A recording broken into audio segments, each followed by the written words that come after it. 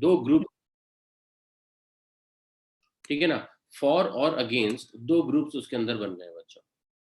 एक ग्रुप जो है वो ये कहता है कि सब्सिडीज होनी चाहिए, दूसरा ग्रुप कहता है नहीं होनी चाहिए। तो अपने अपने ओपिनियंस हैं और अपने अपने लॉजिक्स हैं और अपने अपने एक्सप्लेनेशन हैं, वही हम देखेंगे। तो आप क्वेश्चन समझ गए क्या है इसके अंदर? देखो,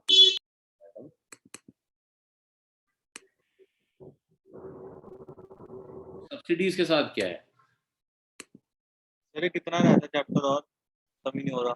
बेटा? अभी नहीं, इस पर टाइम लगेगा। आज मेरे ख्याल में ये नहीं, थोड़ा टाइम तो लगेगा इसके अंदर, क्योंकि if we go very fast then we will miss out on the content, ठीक है ना।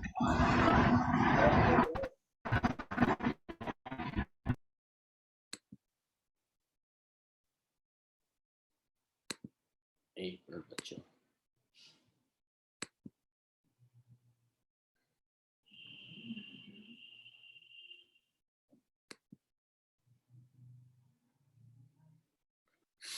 हाँ जी बच्चों, तो क्वेश्चन क्या था? क्वेश्चन ये था कि what were the opinions of the economist. तो बच्चों देखो, जो फेवर में थे उन्होंने कुछ बोला, जो अगेंस्ट में थे उन्होंने कुछ बोला, तो वही हम यहाँ पे देखने वाले हैं।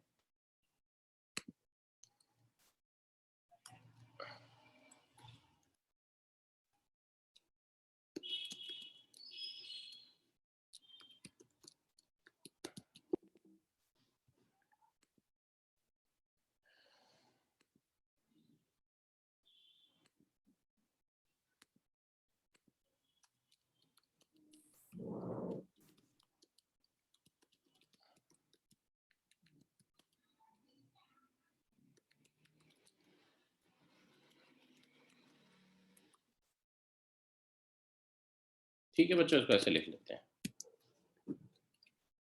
तो एक मेरे पास आ गया फॉर और एक मेरे पास आ गया अगेंस्ट। तो पहले मैं फॉर ले लेता हूँ,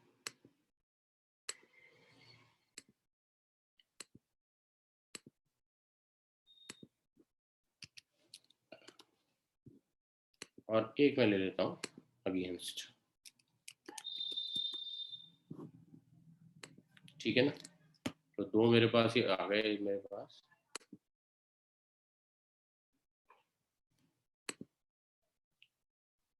तो बच्चों इसके अंदर क्या क्या चीजें हैं देखो, एक तो ये चीज है, कलर चेंज कर लेते हैं यहाँ पर,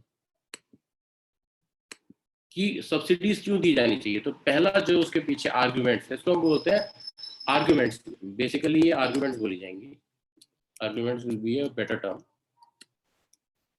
ये और आप करके ओपिनियंस भी कर सकते हो, ठीक है, ऐसा कुछ नहीं है, but major will be arguments only. For एक आया कि भाई एग्रीकल्चर, मैं थोड़ा समझाता हूँ आपको, agriculture is a risky business. Risky business कैसे है कि द फार्मर के सामने सबसे बड़ा चैलेंज क्या होता है? Open sky. अब स्काई से कुछ भी है, पानी, बरसात आ रही है नहीं आ रही, ओले पड़ रहे हैं, the whole crop can go waste. तो चैलेंजेस आर इमेंस, ठीक है। तो एक तो ये है कि in India agriculture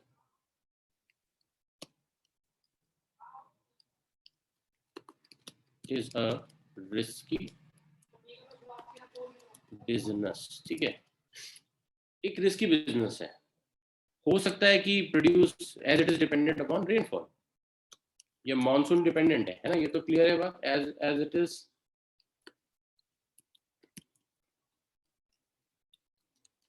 dependent on rainfall और मानसून। तो मानसून अच्छा है। अब मानसून के पीछे तो सून लगा हुआ है, लेकिन कभी लेट भी हो जाता है, और जब लेट हो जाता है तो परेशान करता है, समझ रहे हो ना। तो ये एक चीज है बच्चों, मानसून कैसा रहा, ठीक है। दूसरी चीज क्या है बच्चों, second point,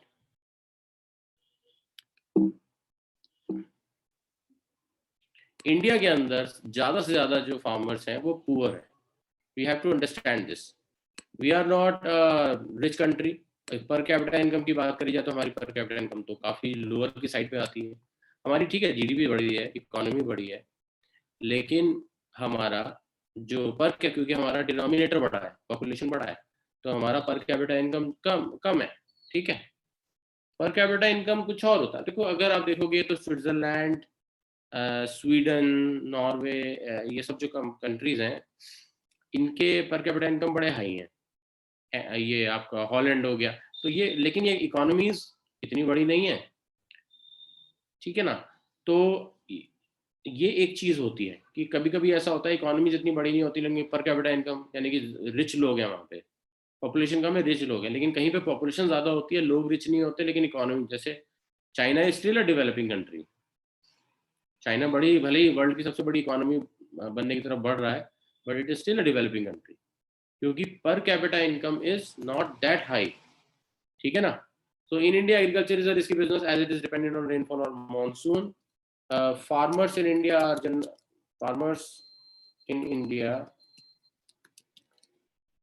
are poor when it comes to majority.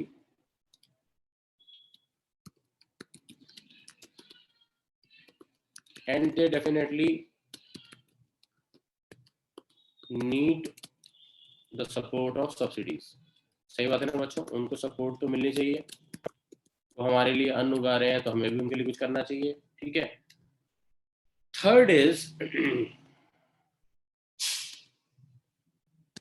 Is की inequality. If subsidies won't be given, आपकी वॉइस में it will lead to increase in inequality in income. वाह, ये तो अलंकार हो गया बच्चों, increase in inequality in income. आप जरा देख रहे हो आप, तो ये आई कितने सारे आ गए, इसलिए मैं कह रहा था। तो जरा देखो, subsidies won't be given, it will lead to increase in income among the farmers. जो पुअर है वो बेचारा और पुअर हो जाएगा, जो रिच है वो और ज्यादा उस चीज से फायदा मिलेगा उसको। तो ये जो गैप है ना, एटलीस्ट रिच को भले ही फायदा ना मिले, लेकिन गैप बढ़ जाएगा बच्चों।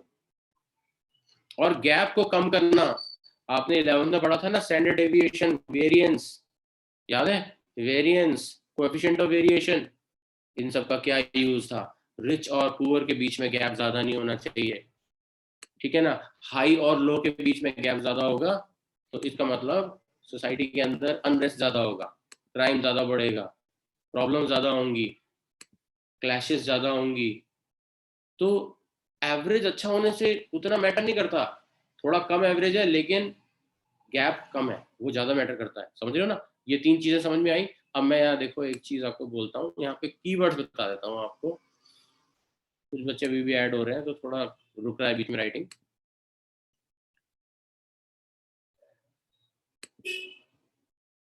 बच्चों देखो, यहाँ पर कीवर्ड्स मैं अंडरलाइन कर देता हूँ।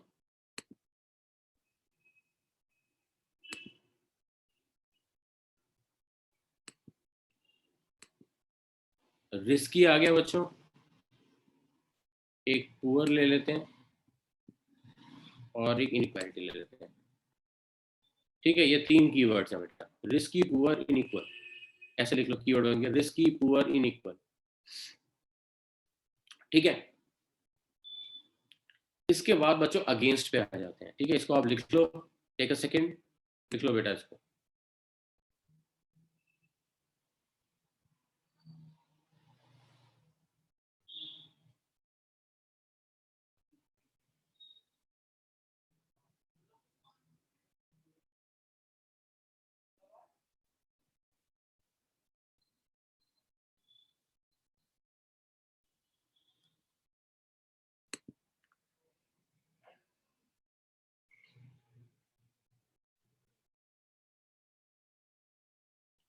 ठीक है बच्चों, मुझे लग रहा है आप लोगों ने नोट कर लिया है, ठीक है। अब देखो मैं अगेंस्ट के उसमें आता हूं। तो देखो, तब कुछ लोग ये कहते हैं the purpose of, excuse me sir. हाँ जी बेटा, सर आपने ऊपर आर्ग्यूमेंट्स और क्या लिखा है? ओपिनियंस, HYV सीड्स टेक्नोलॉजी, ठीक है। ये देख रहे हो, has been achieved due to the success of green revolution. तो ये कहते हैं भाई, जब तुमने एम अचीव ही कर लिया है the subsidies which are given should be taken back in phases. समझ रहे हो ना? phases में उसको वापस ले लो, एकदम से मत abruptly उसको खींचो वापस, नहीं तो it is going to be a shocker. It is going to be a shocker on any day. तो कैसे करो बेटा उसको? धीरे धीरे रिसीड करो, धीरे धीरे उसको वापस लो और एक फेज मैनर में उसको धीरे धीरे वापस ले लो, ठीक है ना? धीरे धीरे उसको वापस ले लो, ये एक चीज हो जाएगी। दूसरी चीज क्या है? अब देखो यहाँ पर इसमें आज एक बहुत बड़ा डेवलपमेंट हुआ है 2-3 दिन पहले, अब मुझे पता नहीं कल या परसों हुआ है, कि ई रूपी है ना लॉन्च हुआ है। उसका अपना मोटिव बहुत बड़ा होगा। Even the prime minister came to the fore, तो कितना इंपॉर्टेंट स्कीम होगी। When the prime minister comes and declare something, it is important for any country. तो वहां पे क्या बोला गया है कि ई रूपी से क्या होगा बच्चों की, अगर मान लो आपको कोई सब्सिडी दी जाती है, ठीक है, इंडिया में जैसे गैस की सब्सिडी दी जाती है, तो उसके ऊपर एक कोड आता है ना, QR कोड आता है ना, तो वो QR कोड जाके उसको दिखाना होगा। तो जिस जगह पे सब्सिडी, जिस पर्पस के लिए सब्सिडी होगी, वो 550 रुपए के महीने की वही मिलेगी। समझ रहे हो ना? अगर कहीं कोई रिबेट लेनी है तो वो उसी चीज की वहीं पे मिलेगी, कहीं और नहीं मिलेगी।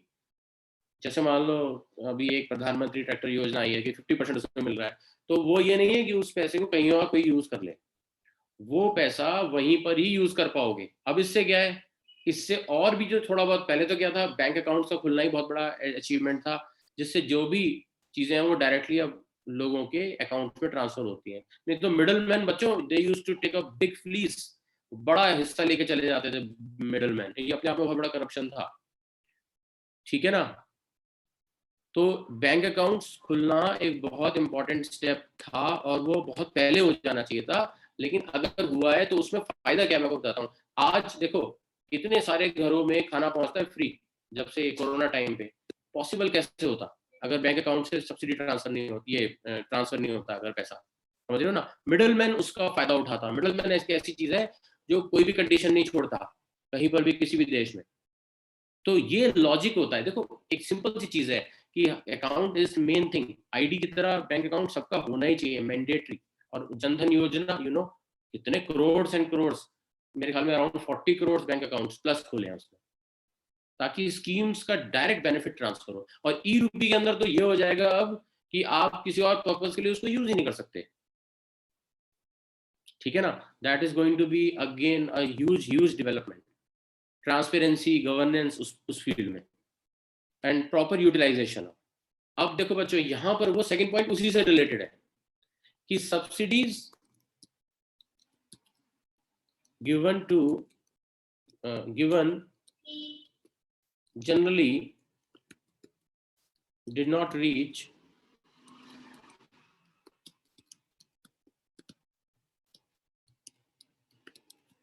but were availed, but the benefits, अब यहाँ पे वर्ड बेनिफिट्स क्या है, क्योंकि कुछ तो डायरेक्ट कुछ indirect, but the benefits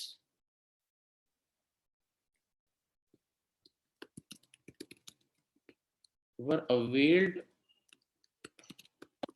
by the fertilizer companies and affluent farmers।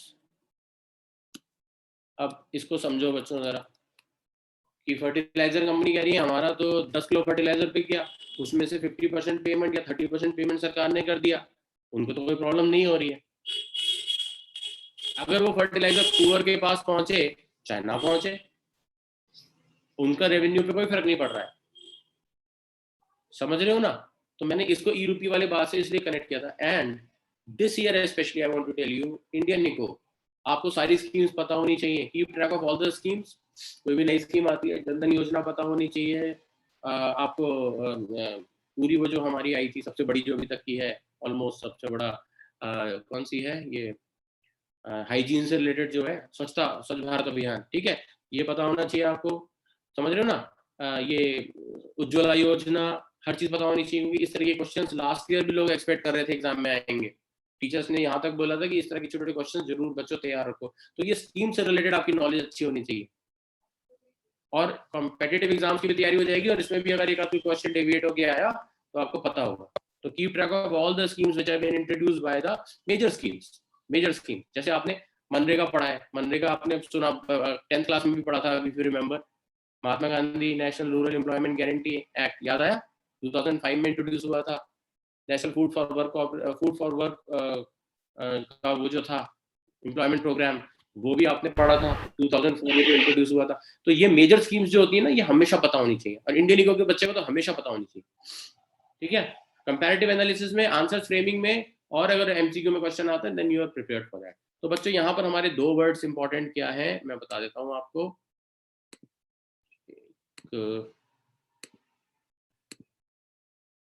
Purpose हो गया बच्चों यहाँ पर, ये ले लो, और कि पुअर फार्मर्स तक नहीं पहुँचता, ये ले लो।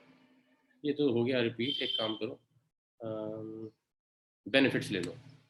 ये कीवर्ड्स हैं, इससे आपको पूरा सेंटेंस याद रहेगा, ठीक है। तो ये हमारे पास आगे आर्गुमेंट्स।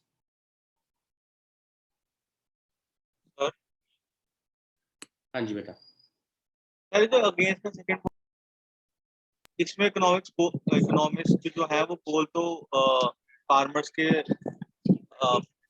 लिए ही बोल रहे हैं ना, हाँ। फॉर में नहीं आ सकता। नहीं, वो बेसिकली एक इकोनॉमिक्स का व्यू पॉइंट है ना, तो फॉर में भी तो आ सकता। नहीं, वो फार्मर्स के लिए तो बोल रहे हैं, लेकिन वो ये भी साथ में कह रहे हैं कि फायदा क्या हुआ जब पहुंचा ही नहीं। आपने जैसे मान लो कहा कि आपने कहा भाई हमने गरीबों को खाना खिलाया है, तो आपने कहा कई सूट वाले भी खा के चले गए बीच में आके, गाड़ियों से उतर के, तो फायदा क्या हुआ? 50% लोग तो वो खा रहे थे जिनके घर में खाना भी बनता है सुबह सुबह, वो तो टेस्ट बदलने के लिए खा रहे थे फॉर एग्जाम्पल। तो वो लोगों ने कहा यार उसके बाद भी लंबी क्यू लगी हुई थी कि कई सारे फार्मर्स तो कई सारे पुअर लोग तो खा भी नहीं पाए। बट ये एक व्यू पॉइंट है।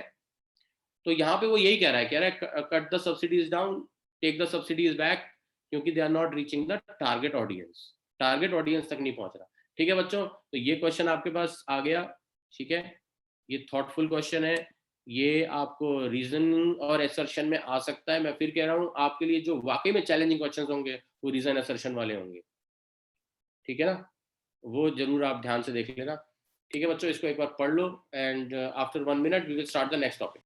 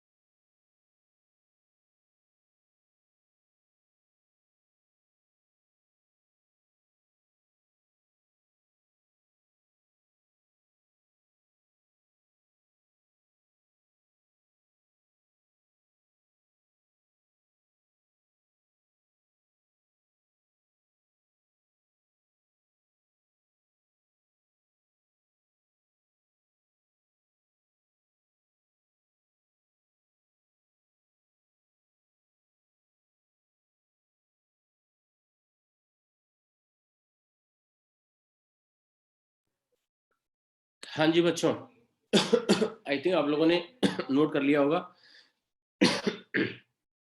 बच्चों अब बहुत इंपॉर्टेंट पार्ट आ रहा है एग्रीकल्चर का। 50% चैप्टर यहाँ पे खत्म हो जाएगा, 50% से ज्यादा खत्म हो जाएगा। ये मत सोचो कि चैप्टर कितना खत्म हो रहा है कितना नहीं हो रहा, just be with the flow. Chapter तो वैसे खत्म हो जाएंगे, आप अपने आप को देखो कितना आप उसमें से एक्सट्रैक्ट कर पा रहे हो। ये चीज ध्यान रखो, that is going to be the main thing, ठीक है ना। तो यहाँ पे क्वेश्चन क्या आ रहा है, do critical appraisal of agriculture, do critical appraisal of agriculture from 1950 to 1990। दे बेटा, जल्दी दे जल्दी दे। जा, ओके बाय। 90 बाय बाय, जाओ जाओ। 1950 से 1990 के बीच में बच्चों, ठीक है ना। एक मिनट बच्चों, जरा मैं इसको हटा देता हूँ। सबने नोट कर लिया बेटा? कोई रह तो नहीं गया? Yes. चलो इसको हटाते हैं।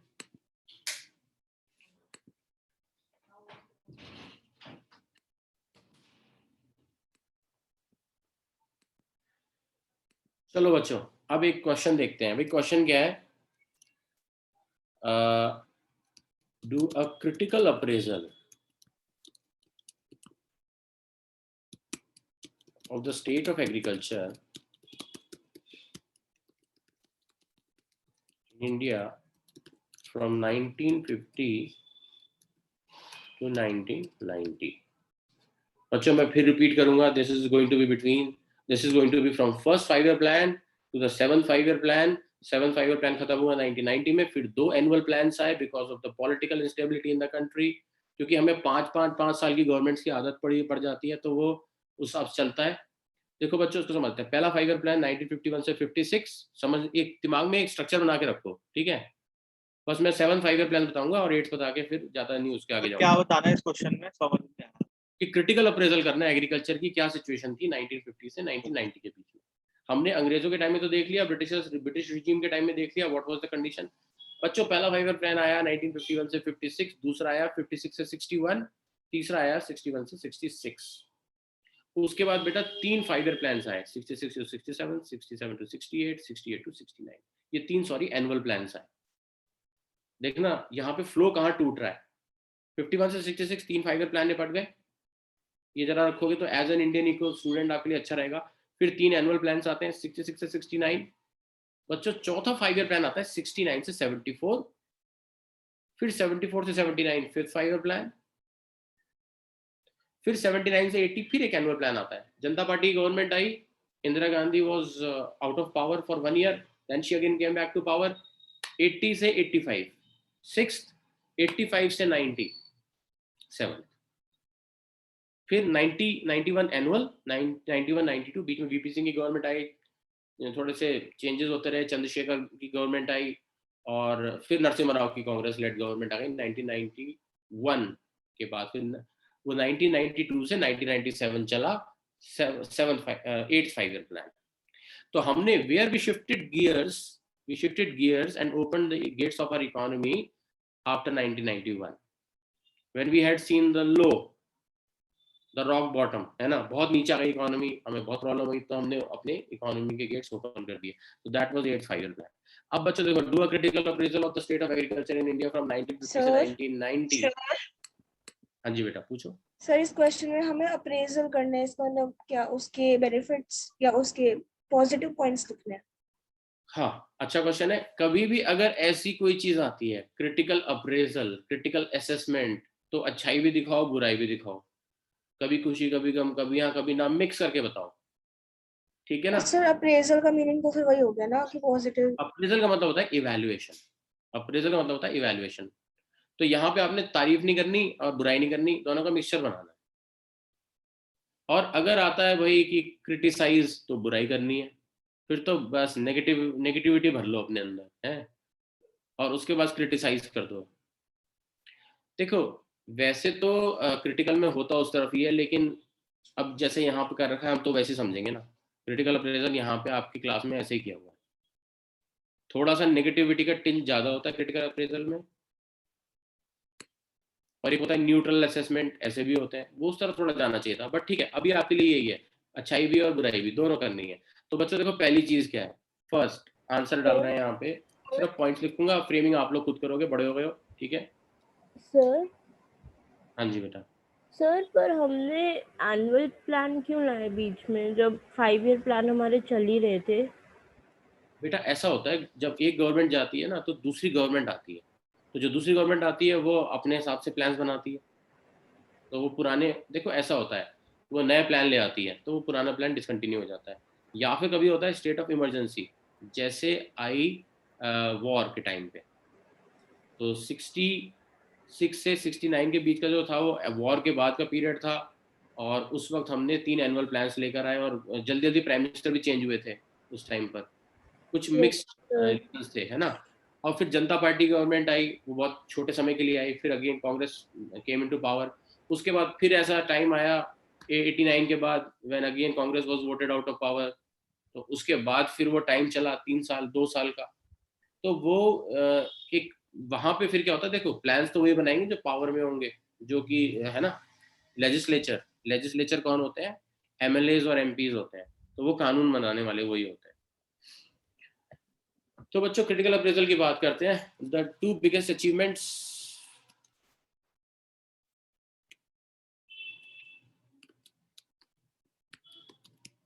और बच्चों आपको सिर्फ यही चैप्टर नहीं चल रहा है, मैं बातों बातों में आपको आगे के चैप्टर्स का भी पूरा बता रहा हूँ। If you are vigilant in the class तो आपके आगे के चैप्टर्स तैयार हो रहे हैं, but if your mind is somewhere तो फिर तो प्रॉब्लम देखो, फिर तो उसका कोई सोल्यूशन नहीं है। The 2 biggest achievements of agriculture in India after independence, बताओ बच्चों कौन क्या थे in the field of agriculture work? बताओ बच्चों, सोच के बताओ क्या थे। Question is towards your side. Sir ये एग्रीकल्चर आपने 2 बार लिख दिया। अच्छा, India started producing enough so that it could self-sufficiency. बिल्कुल बहुत सही बोला। ग्रीन रेवोल्यूशन, बहुत अच्छा बोला बेटा आपने। Thank you sir. Green revolution आ गया, सरप्लस प्रोडक्शन। तो बच्चों एक हो गया ग्रीन रेवोल्यूशन, ये थोड़ा बाद में लिखेंगे। उससे पहले भी एक चीज हुई थी, क्या था? Land reform. Very good, land reforms and green revolution. तो ये 2 थे बच्चों।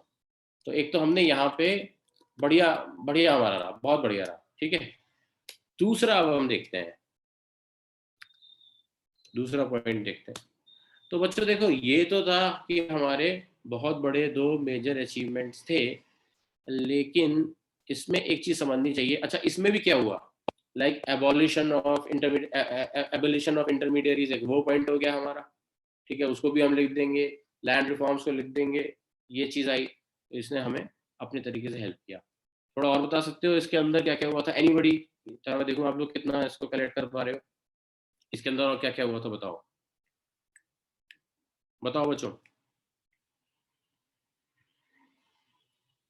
देखो जो पॉइंट अभी बोला था रेवोल्यूशन से पहले जो हाँ लैंड सीलिंग, बिल्कुल ठीक है ना।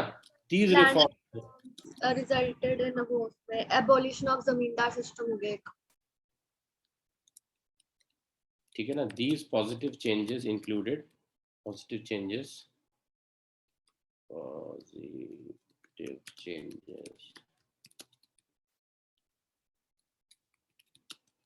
resulted into, ऐसा लिख दो, resulted into, included कर दो,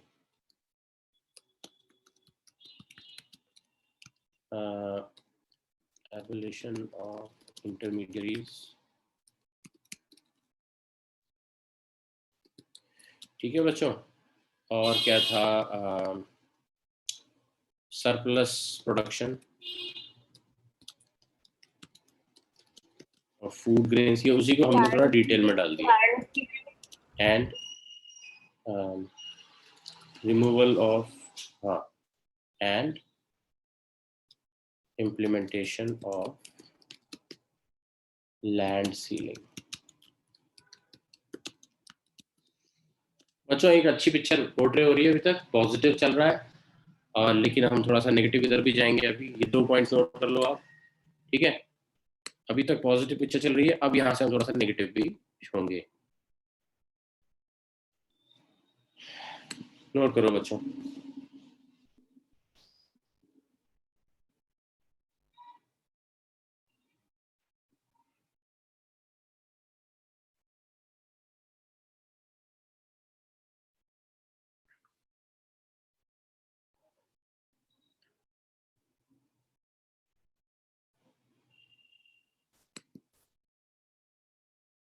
कोई डाउट आ रहा है तो बच्चों पूछ लो इन 2 के अंदर, मेरे ख्याल में यहाँ तो कोई डाउट नहीं आएगा।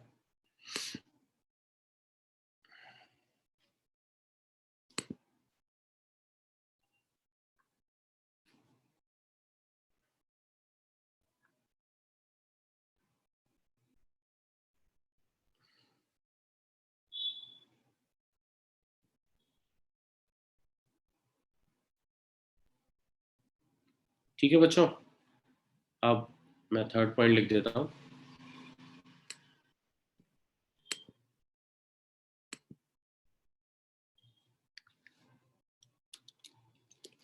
द कंट्रीब्यूशन ऑफ एग्रीकल्चर, ये आपको ने बहुत डिटेल में समझाया था आपको, और आगे जाके भी इसकी बहुत ज़्यादा इंपॉर्टेंस रहेगी। The contribution of agriculture in overall GDP got reduced, but not the percentage of workforce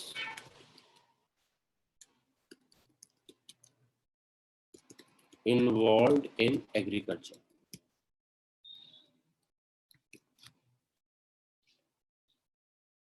sir ये नेगेटिव वाले हाँ, ये नेगेटिव बात है बेटा। बट नॉट सिग्निफिकेंटली, हाँ यहाँ पे लिखो, बट नॉट सिग्निफिकेंटली। ये एक बड़ी या लिख दो not the percentage, let it be not the percentage, because ये वाकई में एक कॉज ऑफ कंसर्न रहा है हमारे लिए। देखो हम 1990 तक की बात कर रहे हैं, उसके बाद अब थोड़ा गिरा है। 65% तो था, 1990 तक भी था। So by the conclusion of 7th 5-year plan, we still had 65% of the agricultural workforce, 65% of the workforce involved in agriculture in India. और मैंने आपको I drew parallels with France, where I said कि France के अंदर less than 3% people are involved in agriculture. अब तो शायद 2% या 2.3% ऐसे है शायद। तो हाँ, so it is not a good sign. हाँ जी बेटा। इसमें नेगेटिव, उसमें जो जमींदार ने लैंड सीलिंग को नहीं सक्सेसफुल होने दिया था और जो उन्होंने अपोज जिस तरीके से कर, जिस वजह से हमारे लैंड रिफॉर्म्स भी नहीं अच्छे से इम्प्लीमेंट हो पाए थे, वो पॉइंट्स नहीं आएंगे? वो भी डाल सकते हो, देखो आपके ऊपर है। यहाँ पर आप इसके अंदर ये बिल्कुल डाल सकते हो, 100% डाल सकते हो। इसी आंसर को आप बड़ा बना सकते हो। मैं जैसा थ्योरी में गिवन है, मैं उसके हिसाब से इसको छोटा करके दे रहा हूँ, बट वो बिल्कुल ऐड कर सकते हो। मान लो 5 मार्कर आ जाए बच्चों, Triveni has raised a very valid point. अब मान लो बच्चों अगर 4 मार्कर आता है तो चल जाएगा, मान लो 5 मार्कर आता है तो थोड़ा तो आप लिखोगे। देखो आंसर फ्रेमिंग, बट प्रॉब्लम क्या है मैं बताता हूँ। प्रॉब्लम ये है बच्चों कि यहाँ पर आपको आंसर 5 नंबर वाला तो लिखने नहीं आता, एमसीक्यू आएगा। हम लोग भी पुराने फॉर्मेट में चले जाते हैं, तो आपको लेकिन वहां पर आपको ये चीज इंक्लूड करनी पड़ेगी, तो आप अपने आप ही रीजन असर्शन में या एमसीक्यू में कर लोगे उसको नेचुरली। क्यों त्रिवेणी? क्योंकि हमें आंसर लंबा तो लिखना नहीं है, पहले वाले का तो क्लियर है हमारे पास। क्यों बच्चों? लेकिन इसका मतलब ये नहीं है कि इसको नॉवल की तरह पढ़ रहे हो, इसको पूरा ही ढंग से याद करना है। That's why we are taking third point फिर समझा। थर्ड पॉइंट में क्या है, तुमने क्लास 10 में भी पढ़ा होगा बच्चों, जहाँ पे तुम्हारा वो था ना प्राइमरी सेकेंडरी टर्शियरी इंडस्ट्री वाला जो चैप्टर था, याद आया? Sectors of the economy, class 10th में इको में था। तो सेक्टर्स ऑफ द इकोनॉमी के अंदर क्या बोला था उसने कि सर्विस सेक्टर का कंट्रीब्यूशन जीडीपी में बहुत तेजी से बढ़ा, लेकिन उसने उतने लोगों को नहीं खींचा। 14 टाइम्स बढ़ा लेकिन लोग सिर्फ 5 गुना बढ़े, तो यानी कि देयर इज अ डिस्प्रपोर्शन, राइट? 14 गुना बढ़ा लेकिन वर्क फोर्स सिर्फ 5 गुना बढ़ी, तो 2.8 टाइम्स का गैप है ना, समझ रहे हो ना? उस रेशो में कमतर हो गया। मेरी बात समझ रहे हो? तो वेयर आर द जॉब्स? तो द क्वेश्चन इज कि तुम्हारी जो वर्क फोर्स है उसको तुम खपा नहीं पाए, तुम प्रोड्यूस तो बढ़ा रहे हो। तुम्हें याद है मैंने वो बॉक्सेस बना के भी बताया था कि वो तो बड़ा हो गया एग्रीकल्चर का आउटपुट, और एग्रीकल्चर ने ओवरऑल जीडीपी में उसका प्रोपोर्शन भी कम है। और ये अच्छी बात है, क्योंकि इसका मतलब टर्शियरी सेक्टर और सेकेंडरी सेक्टर इतना ज्यादा बढ़ गया कि प्राइमरी सेक्टर उससे आगे छोटा पड़ गया और जीडीपी हमारा बड़ा हो गया। इसका मतलब ये नहीं है कि एग्रीकल्चर कम हुआ है, एग्रीकल्चर उतना उससे ज्यादा हुआ है। कुछ लोग कभी कभी कहते हैं कि तुम लोगों ने बच्चों देखा क्या, हमारे जमाने में दूध की नदियां बहा करती थी। देखो बेटा, उनसे बोलो व्हाइट रेवोल्यूशन बाद में आया है, आज इंडिया वर्ल्ड का सबसे ज्यादा मिल्क प्रोड्यूसिंग कंट्री है। हाँ, पॉपुलेशन इतनी बढ़ गई है कि वो क्वालिटी ऑफ मिल्क भले गिर गई होगी, मैं उससे डिनाई नहीं कर रहा हूँ। पहले प्योरिटी ज्यादा थी, लोगों के घरों में खुद के अरेंजमेंट्स होते थे, है ना? लेकिन अब ये वो बात सही है, बट अगर आप वैसे देखो तो हम सबसे ज्यादा मिल्क प्रोड्यूसिंग कंट्री है वर्ल्ड के। फूड ग्रेन में हम सरप्लस हो गए। It is on the positive side. Quality भले डिटेरियोरेट हो रही है क्योंकि फर्टिलाइजर्स आ गए, पेस्टिसाइड्स आ गए, तो वो भी जो कैटल है वो भी वही सब चीजें खा रही है, मिल्क में भी वो सब चीजें आ गई हैं। लॉन्जेविटी के लिए, हेल्थ के लिए वो चीजें इतनी पॉजिटिव डेवलपमेंट नहीं है। लेकिन वैसे अगर आप देखो इकोनॉमी वाइज, बट हमारा डिनोमिनेटर, मैंने वही कहा ना, पॉपुलेशन जब बढ़ती है तो हर चीज फिर वो इनसिग्निफिकेंट लगती है। बट हमारे यहाँ मिल्क प्रोडक्शन वर्ल्ड में नंबर 1 है, and all credit goes to the white revolution, जहां पर लोगों ने मिल्क को पूल कर करके कोऑपरेटिव सोसाइटीज ने, एंड वर्गीज कुरियन, आपने शायद नाम भी सुना होगा बच्चों, he was the architect of this white revolution in India. तो बच्चों ये मैंने आपको बता दिया अभी से आगे के चैप्टर का, ठीक है ना। तो इस तरीके से हम थोड़ा कनेक्शन लेके चल रहे हैं, ऐसा मत सोचो कि हम 2 पर ही हैं, बीच बीच में हम डिस्कस करते रहते हैं। एक दिन हमने WTO डिस्कस किया, हम कितनी बार LPG पे आ जाते हैं बीच बीच में, उन चैप्टर्स में आपको कनेक्ट डेवलप महसूस होगा, provided your mind is here when I speak all these things, है ना। मेंटली आपको यहाँ पे अलर्ट मोड में रहना पड़ेगा, ठीक है ना। डिस्क्रीट मोड से बाहर आ जाओ, समझ गए ना, तो वो उसमें आ जाओ, अलर्ट मोड पे आ जाओ। देखो बच्चों अब यहाँ पे समझते हैं, अप टिल 1990 देखा, यानी कि by the conclusion of the 7th five year plan, ये हमें पता होना चाहिए, हमें बार बार ये चीज समझने की जरूरत है कि हम इंडियन इको के स्टूडेंट्स हैं और हमको पता होना चाहिए यहाँ पे 7th फाइव ईयर प्लान खत्म हो रहा है। सर ये थर्ड वाला हमने- नेगेटिव पॉइंट है ना? हाँ ये थर्ड वाला नेगेटिव पॉइंट है। ओके। yes. यहाँ पे माइनस भी लिख लेना अपनी याददाश्त के लिए बच्चों की, यहाँ से नेगेटिविटी शुरू हो रही है। अब देखो up till 1990 7th five year plan खत्म हो गया, कुछ चीजें हमें क्या करनी पड़ेगी, इंडियन इको के स्टूडेंट की तरह सोचनी पड़ेंगी, ताकि हम औरों से डिफरेंशिएट हो सके, और लोग जो पढ़ रहे हैं और हम जो पढ़ रहे हैं उनमें डिफरेंस क्लियरली दिखाई दे, ठीक है। Up till 1990 the proportion of people percentage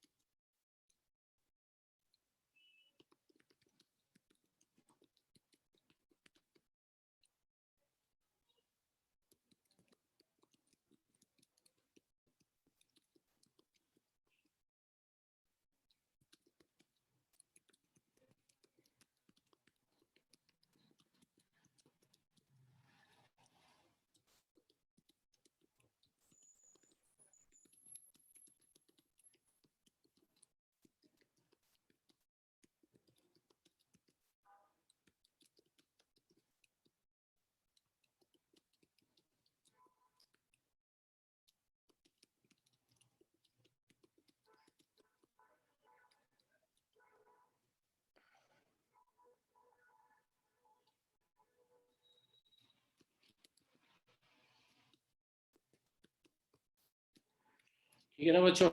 एक जगह पे इंडिया ना हमेशा थोड़ा सा खराब परफॉर्म करता है, प्रोवाइडिंग एम्प्लॉयमेंट, ये पहले देखा गया है, ठीक है। और ज्यादातर जो गवर्नमेंट्स होती थी वो क्या करती थी, वो GDP पे फोकस करती थी, तो they had sort of obsession with GDP, but what matters more to a common man is the employment. तो एम्प्लॉयमेंट का जो रेट है तुम देखोगे over the years have risen by 2% annually, लेकिन GDP has gone up by around 5 to 6 to 7 to 8%.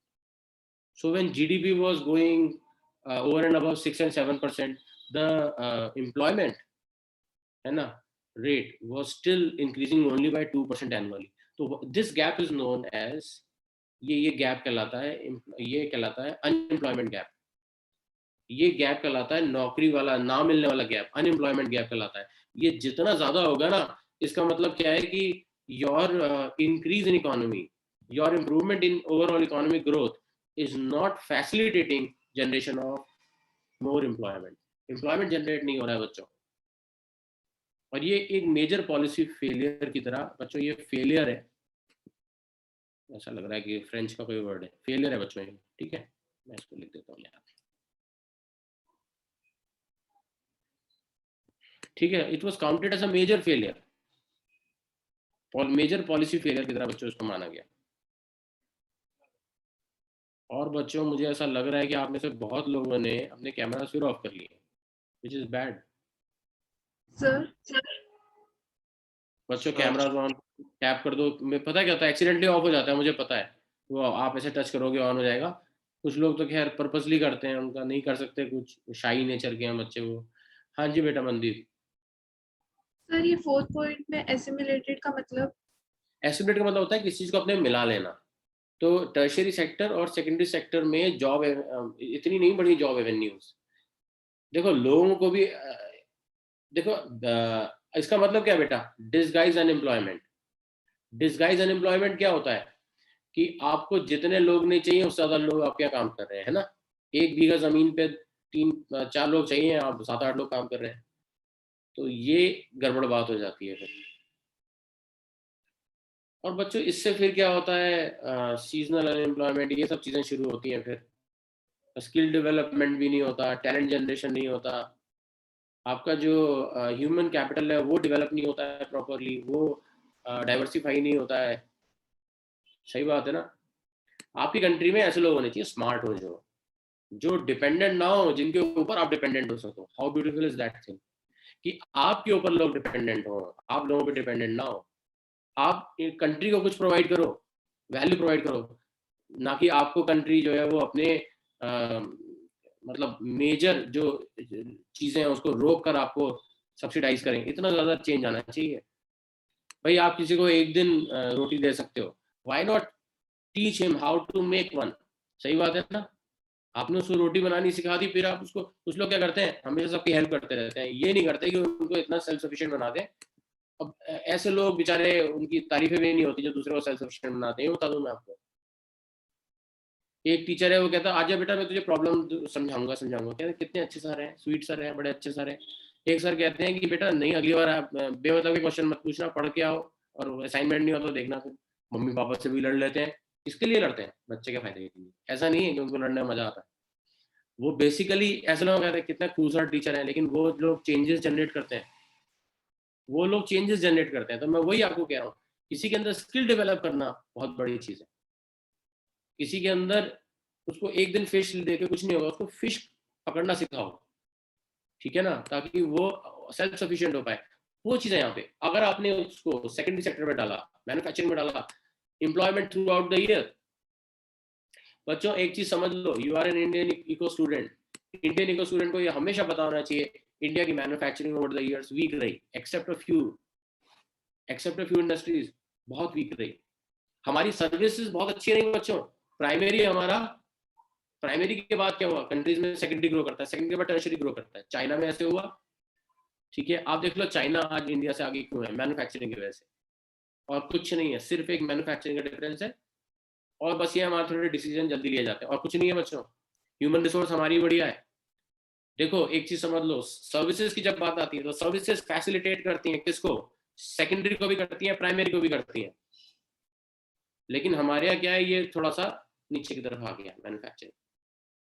लेकिन एक खुशी की बात क्या है कि जिस चीज के अंदर ग्रोथ जितनी कम होती है, उसके अंदर ग्रोथ के स्कोप उतना ज्यादा होता है। अग्रीड कि ग्रोथ का स्कोप ज्यादा होता है, तो ग्रोथ का स्कोप बहुत है उसके अंदर। तो that is why we are actually, हमारा एक बड़ा पॉपुलेशन साइज जो मार्केट है मेक्स अस रियली इन्फ्लुएंशियल। और आपको पता है बच्चों, ये महीना बहुत इंपॉर्टेंट है इंडिया के लिए। इंडिया हैज बिकम द क्या कहते हैं हेड ऑफ यूएनओ की सिक्योरिटी काउंसिल का, जिसमें 5 परमानेंट, आपने बच्चों से पढ़ा होगा, 5 परमानेंट 10 नॉन परमानेंट मेंबर्स होते हैं। तो उसका इस वक्त हेड इंडिया बन गया है।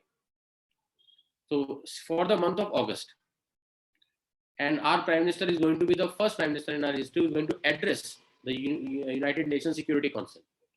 ये अपने आप में बहुत बड़ी बात है, और इसका इम्पैक्ट आगे जाने वाले समय में बहुत सारी चीजों पे होने वाला है। 1 अगस्त का महीना इतना सारा काम करेगा। देखो ये चीज समझने वाली होती है कि हमने किस चीज को कहाँ पे कनेक्ट करके कैसे समझना है। तो जब आप ऐसा एक डायनेमिक सब्जेक्ट पढ़ते हो ना, तो चीजों को कोरिलेट करना बहुत जरूरी होता है बच्चों। चीजों को कोरिलेट करना बहुत जरूरी होता है, समझ रहे हो ना। WTO में क्या पार्शियलिटी नहीं होती बच्चों, WTO में हद पार्शियलिटी होती है। And India has always on the forefront, chapter 3 को ले आया बीच में यहाँ पे। India has always been on the forefront fighting for the causes of developing countries. डेवलपिंग कंट्रीज के कॉजेज के लिए India has been always the front runner. 164 member countries हैं WTO में, India has always been on the forefront because developed countries के पास पैसा है, resources है, and they help their farmers, they help their manufacturers, they provide subsidies, they provide relaxations which we are unable to do because we are ultimately a developing country. But where is the level playing field? What we do, we provide subsidies, we provide relaxations to their products, but on the contrary, they are not doing the same thing. Now this mismatch has always been a problem, और WTO में यही हम discuss करते हैं, समझ रहे हो ना बच्चों? तो ये आपका जो अप्रोच है वो WTO का भी थोड़ा सा आपको बता रहा है कि हमारे जो फार्मर है वो और वीक क्यों हो गया 1991 के बाद। उसने कहा जी रिलैक्सेशन करेंगे, बाहर से आ रहा है, टैक्स पे छूट देंगे, बट उन्होंने हमको छूट नहीं दी, हमने फॉरेनर्स को छूट दे दी, फार्मर को बहुत नुकसान हुआ। हमने फर्टिलाइजर्स वगैरह से सब्सिडी हटाई, क्यों हटाई? लेवल प्लेइंग फील्ड देने के लिए, उन्होंने नहीं हटाई। What is this? There has to be an equal treatment to things. Sir पर at the end of the day WTO को स्पॉन्सर कर रहा है वो पूरा USA फंड कर रहा है WTO को। अब तो बाहर गया, अच्छा हाँ वो तो WTO में तो है, वो तो WHO से बाहर है। वो सर वो WHO को तो चाइना फंड कर रहा है, पर सर फिर अगर WTO को USA फंड कर रहा है तो वो उसके अगेंस्ट तो जाएगा नहीं ना, तो उसका फायदा क्या फिर? देखो एक मैं बात बताता हूँ, अगर इंडिया WTO को फंड कर रहा होता तो मैं आपको गारंटी के साथ दे रहा हूँ India would have been neutral and you as an Indian citizen you will be proud of this. But ये लोग करते हैं ना, देखो सीधी सी बात है, हम तो हमेशा लेवल प्लेइंग, हम मान सकता हूँ हमारी कंट्री में अंदर कई सारी चीज़ें होती हैं जो हमें अच्छी लग सकती हैं और नहीं भी लग सकती हैं, वो एक दूसरी बात है। But when it comes to outside behaviour we are the best. हम कभी अपनी प्रोमिसेस से पीछे नहीं हटते, हम हमेशा लेवल प्लेइंग फील्ड प्रोवाइड करते हैं। और दूसरी बात ये होती है कि उसके बाद भी हमारे अंदर कॉन्फिडेंस बहुत है। डोंट जज एवरीथिंग विद ओलंपिक्स बेटा, हम बहुत चीज़ों में बहुत आगे हैं देखो, और हमने वो कमाया है विद पैसेज ऑफ टाइम। ये तो खेलों में पता नहीं हम लोग क्यों इतना अंडर परफॉर्म कर जाते हैं, वो उसका भी रीज़न आपको पता ही है, हम डिस्कस कर चुके हैं, उसमें नहीं जाएंगे। बट कुछ बच्चे क्या कहते हैं, करने लगता है कंपेयर हर चीज़ को खेलों से, वो एक दूसरी फील्ड है। हमारे यहाँ पे मैं आपको कह रहा हूँ ना, मैन्युफैक्चरिंग, बिल्कुल मैन्युफैक्चरिंग को उठाने की बहुत ज़रूरत है। अगर हमारे मैन्युफैक्चरिंग उठ गई, जैसे आप लोग ही हो, आप में से कितने लोग हो जो बेसिकली मैन्युफैक्चरिंग की सोच रहे हो इस वक्त? मैं बता रहा हूँ बहुत में से आप लोग ऐसे हो जो मैन्युफैक्चरिंग को सिरदर्द से ज़्यादा कुछ नहीं मानते, और आपकी गलती नहीं है बेटा, मैन्युफैक्चरिंग है ही सिरदर्द, इतना रिस्क है उसके अंदर, इतने सारे आपको पैरामीटर्स पूरे करने पड़ते हैं उसके अंदर, but it is something which lies at the heart of every business. Trader क्या कर सकता है, सामान यहाँ से ₹1 का खरीद के ₹3 में बेच सकता है, उसकी हेडेक कम है। बट जो मैन्युफैक्चरर है वो तो एक ऐसी चीज होती है ना कि वो तो एक कहीं से कुछ एक चीज पैदा कर देता है, कॉन्फिडेंस वहीं से ही आएगा, तुम्हारी डिपेंडेंस खत्म हो गई, फॉरेन डिपेंडेंस, फॉरेन इंटरफेरेंस, समझ रहे हो ना? तो जितना मैन्युफैक्चरिंग पे फोकस करोगे, सेकेंडरी सेक्टर और टर्शियरी तो हमारा बहुत अच्छा है बच्चों। हम BPO के हब है, तुमने पढ़ा था ना 11th में BST में, बिजनेस प्रोसेस आउटसोर्सिंग के हब है हमारी कंट्री। कॉल सेंटर देखो कितने स्प्रिंग अप हो गए कितने सालों में, हमने कितनी कंट्रीज, डेवलप कंट्रीज के लिए यहाँ पे कॉल सेंटर्स में BPO दिया है, और भी कई चीजों में हम, चाइना भी दे रहा है मैं मान रहा हूँ, बट हम लोग भी दे रहे हैं, बहुत सारी कंपनीज दे रहे हैं। And in any case, something, if these companies move away from China, they're going to come to India because India has a huge surplus labor and in plenty, हमारे यहाँ लेबर चीपली अवेलेबल है, और अगर उसको हम एक electricity के साथ बहुत अच्छा कॉम्बिनेशन बना दें, फिर देखो मजा आ जाएगा। समझ रहे हो ना? थोड़ा सा फोकस करने की जरूरत होती है, तालमेल मिलाने की जरूरत होती है। मैं ये बातें आपको क्यों बता रहा हूँ, आगे जाके you are going to develop connect, और ये सारी चीजें आपके तब वहां पे काम आएंगी। I hope some picture is getting clear in your mind. ठीक है बच्चों, यहाँ पे हमारा एग्रीकल्चर बच्चों खत्म हो चुका है, यहाँ पे हमारा एग्रीकल्चर खत्म हो चुका है, और इसके बाद हम इंडस्ट्री पे आ जाएंगे अगली क्लास में। ठीक है, 1950 to 1990 we are going to go for industry. और बच्चों ठीक है, हम मिलते हैं फिर डे आफ्टर टुमारो। ठीक है बेटा, bye. Thank you, sir. Sir हाँ जी बेटा। सर एक बार चैप्टर 1 में से बता दो कि डेवलपमेंट ऑफ रेलवे से कमर्शियलाइजेशन कैसे फैसिलिटेट हुआ था एग्रीकल्चर का। डेवलपमेंट ऑफ रेलवे से, रेलवे से कैसे हुआ था? देखो रेलवे से कमर्शियलाइजेशन ऐसे हुआ था कि railways were the link between port cities and the towns. तो रेलवे ले जाती थी सामान और पोर्ट सिटीज में ले जाती थी, पोर्ट सिटीज से वो कहाँ जाता था बच्चों, रॉ मटेरियल सीधे ये आपके ब्रिटेन, ठीक है। अब देखो वहां पे बच्चों आपको पता ही है मैनचेस्टर था, वो हब था, ठीक है ना। शिपिंग के लिए ग्लासगो आज भी माना जाता है। इस तरीके के वहाँ पे बड़े बड़े जो थे वो हब्स थे जहाँ पर मैन्युफैक्चरिंग उस टाइम पे हो रही थी। आज जैसे चाइना है, उस टाइम पे वो ब्रिटेन था। इंडस्ट्रियल रेवोल्यूशन वहीं से शुरू हुआ है। उन्होंने तो क्या करा, और यूरोपियन कंट्रीज तक को अनएम्प्लॉयमेंट जनरेट करा दिया वहाँ पे, क्योंकि सारा सामान वहाँ उन्होंने भी डंप करा, इंडिया में भी डंप करा। अब देखो बच्चों, वहाँ से फिनिश गुड्स आते थे, तो ड्रेनेज ऑफ वेल्थ तो हो रहा है, हमें हमारा ही सामान महंगा मिल रहा है। But your question is railways वाला, तो रेलवेज का रोल यहाँ पर क्या है, रॉ मटेरियल को कनेक्ट कर दिया पोर्ट्स के साथ। अब जो किसान कॉटन उगा रहा है तो उसके ऊपर ये प्रेशर डाला जा रहा है, तू कॉटन ही उगाएगा, तू ग्रेन्स नहीं उगा सकता, तू कुछ और नहीं उगा सकता, तू कॉटन ही उगाएगा। Cotton is a cash crop, ठीक। उसी तरीके से वो जूट के लिए प्रेशराइज करते थे, उसी के लिए इंडिगो के लिए प्रेशराइज करते थे। रिमेंबर गांधी जी ने एक सत्याग्रह भी किया था इंडिगो के लिए। तो बेसिकली ये देखो, ये क्या है कि प्रेशराइज करके। और गोमास्टर्स जो होते थे, गोमास्टर्स were the officers appointed by British who used to whip people, चाबुक लगाया करते थे लोगों को, और उनके गाइडेड टर्म्स एंड कंडीशन पे वो कॉटन उठाया करते थे। तो अब आप देखो बच्चों, है क्या, इंडिया का कॉटन का मैन्युफैक्चरिंग भी वीक हो गया। हमारे यहाँ कोई जो कपड़ा जो बनता है ना, उसकी मैन्युफैक्चरिंग वीक है हमारे यहाँ, नोट करो।